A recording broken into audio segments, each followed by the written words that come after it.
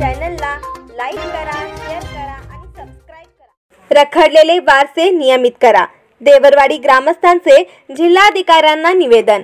आंदोलनाचा इशारा। देवरवाडी तालुका चंदगड या गावातील 90% जमीन ही भोगवाटदार श्री वैजनाथ देव इनामदार या नावे आहे व भोगवाटदार मध्ये खाली जमीन कसणाऱ्या शेतकऱ्याचे नाव आहे। परंतु 2014 सालापासून जिल्हा अधिकारी यांच्या आदेशावरून संपूर्ण वारसा करण्याचे काम थांबवलं गेलं आहे। तरी आमचे रखडलेले वारसे नियमित करा, आम्ही कसत असलेल्या जमिनी नावावर करा अशी मागणी निवेदनातून ग्रामस्थांनी केली आहे।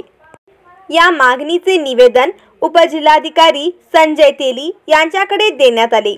तर ही कामे का थांबवली गेली याचा लेखी खुलासा आम्हाला करण्यात यावा असेही निवेदनात म्हटले आहे। तर सध्या 7-12 उतार्यामध्ये मयत झालेल्या इस्मांची नावे आहेत। त्यांच्या मुलांची 7-12 उतार्यामध्ये वारस म्हणून नाव लागायला तयार नाही। तसेच या जमिनीचा 8 पण निघत नाही।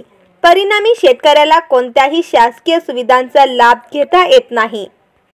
त्यामुळे येत्या 15 दिवसांमध्ये आमचे रखडलेले वारसे नियमित करण्यात यावेत।